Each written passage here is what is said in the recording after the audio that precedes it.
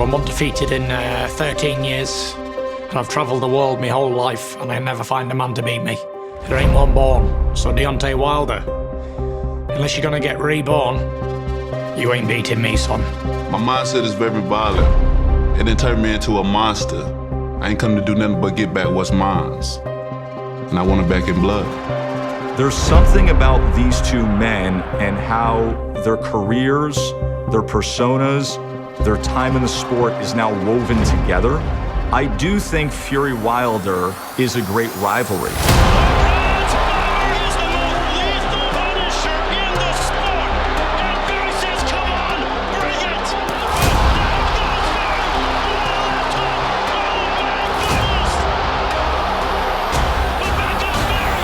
Plenty of people saying Wilder should have won that fight. He knocked him down twice. There were plenty of people saying Fury outboxed him all night. Well, that tells you kind of the story.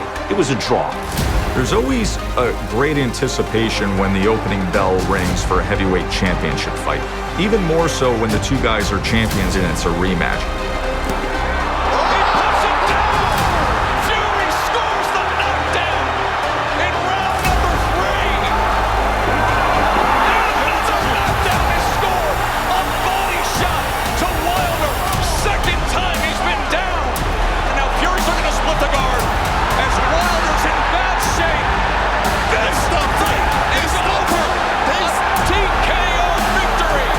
Nearly 17 months after their second battle, Tyson Fury and Deontay Wilder were scheduled to step in the ring on July 24th. But a few weeks before, Fury tested positive for COVID. Now the fight is rescheduled for October 9th, an epic third clash between the two best heavyweights of this era. Well, I think it's important that they fight for a third time to have closure on what's happened in the first two. A lot of this trilogy will be remembered by, was it the return and redemption of Deontay Wilder, or was it continued dominance of Tyson Fury? We don't know yet.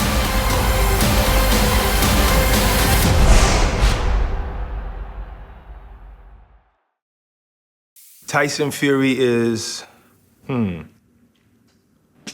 showman. He's a character. He's actually a breath of fresh air for boxing. Tyson Fury is a 6'9" giant from the UK. He's undefeated. He's the Lineal heavyweight champion of the world. He's the WBC champion of the world. Look at Fury! This is a masterclass right now! Tyson Fury he's a really great character. I mean, he's a promoter's dream. He's also a champion of life in so many ways with his mental health advocacy. He's a larger-than-life character. He's something out of a movie. He's got a little P.T. Barnum to him. He's got a little bit of Jack Dempsey winning saloon brawls from the Wild West. And he's the Gypsy King. That is part of his heritage, ethnicity, bloodline, lineage. To be the Gypsy King is to be the man of all men among his ethnic group. Tyson Fury was a character from the beginning. He wanted to make his presence known outside of the ring. But inside the ring, he was special. He almost looked like he could dance. No, he can't dance. And he can't sing, but he would sing after every fight. But coming up, he had that amateur pedigree, and it showed. This was a guy that could stick and move, a guy that had a jab, a guy that was so light on his feet that he almost fought like a welterweight at heavyweight. He can outbox the shoes off of a big guy, but then again, who's bigger than him? His name is Tyson Fury, named after Mike Tyson, showing fury in the ring. He lived up to that moniker. I wondered if he was for real. I have to admit, I was fairly fooled by Fury and his ability to fight. He looked comfortable in there, but I think I just probably had some bias against him, given that, okay, he's very tall, he's getting a lot of play. How good is he really? I really thought this guy's very big. I don't know if he's going to become heavyweight champion. Tyson Fury needed to prove that not only was he an attraction in the boxing ring, but he could also have wins against top quality opposition. And that's what the boxing world was waiting to see.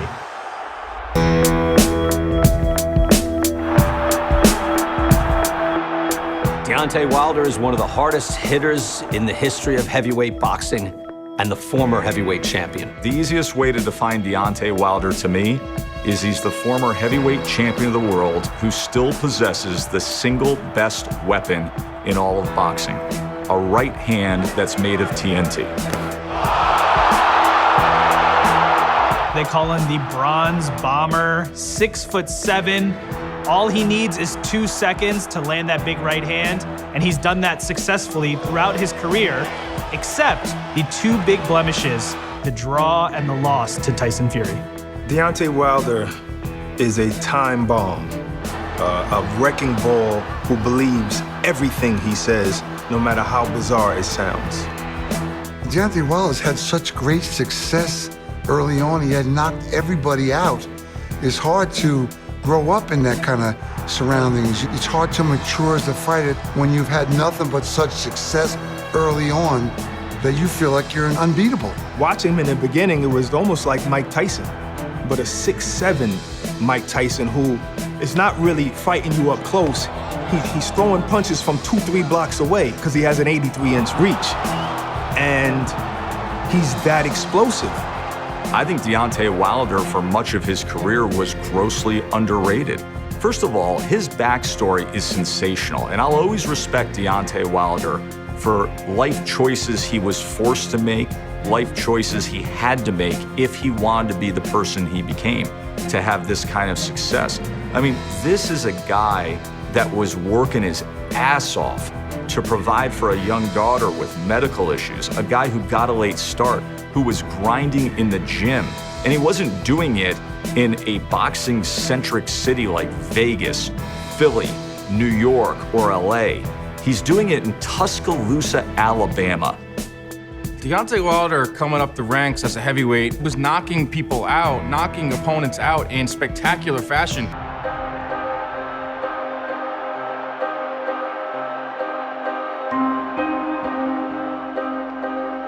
I know it's difficult dealing with a loss. It has to be. It has to be difficult for any fighter to deal with his first professional loss. Making the conspiracy theory claims, the claims of Tyson Fury cheating, I think there'll probably be a time in Deontay Wilder's life when he reflects on that and regrets all that.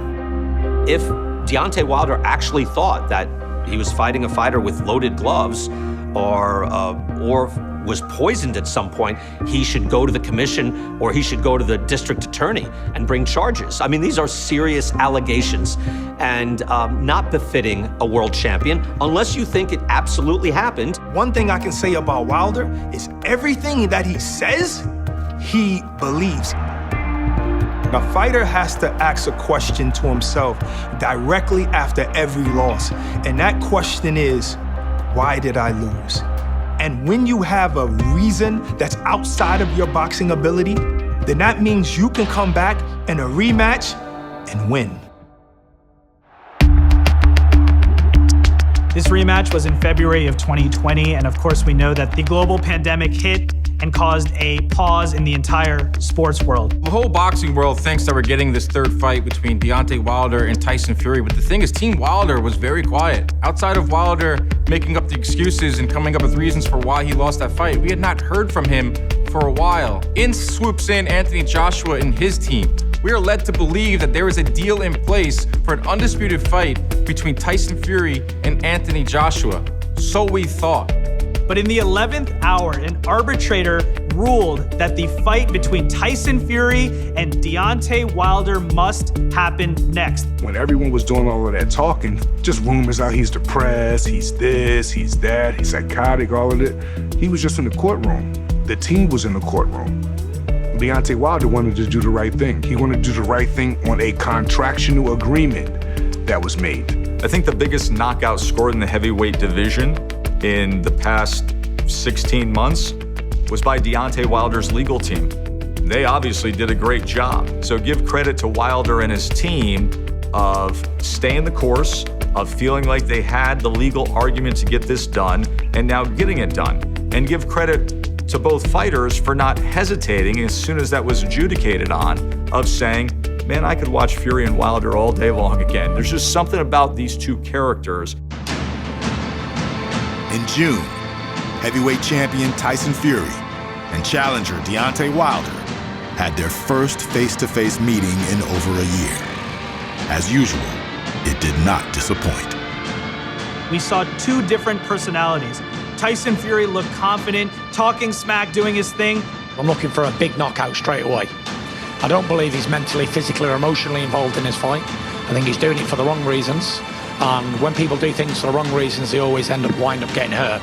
Deontay Wilder was the complete opposite. He had his headphones on. He wasn't taking questions from the media. He said everything he had to say in the last 12 months about Tyson Fury. It was a bizarre scene, but in a way, I think it created even more buzz for this trilogy.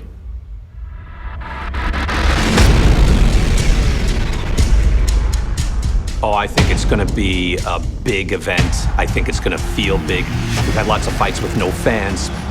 To have a Las Vegas fight, it's going to be an extravaganza, and people are waiting to go to a big event.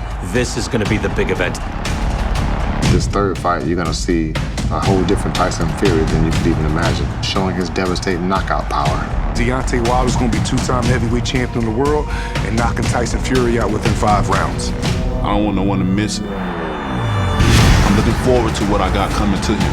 When he's in front of me, he's going to be reminded of who I am and what I am and what I did to him last time. The king is never left. He just in recess. But soon I shall return, and all power hail to the king. This is what's going to happen. I'm an 18-wheeler, and I'm going to run Deontay Wilder right over. Thank you for watching. Well, if you enjoyed that clip, make sure you click somewhere around here and subscribe. From fight highlights to exclusive interviews, we have got everything you need as a boxing fan right here on PBC on Fox.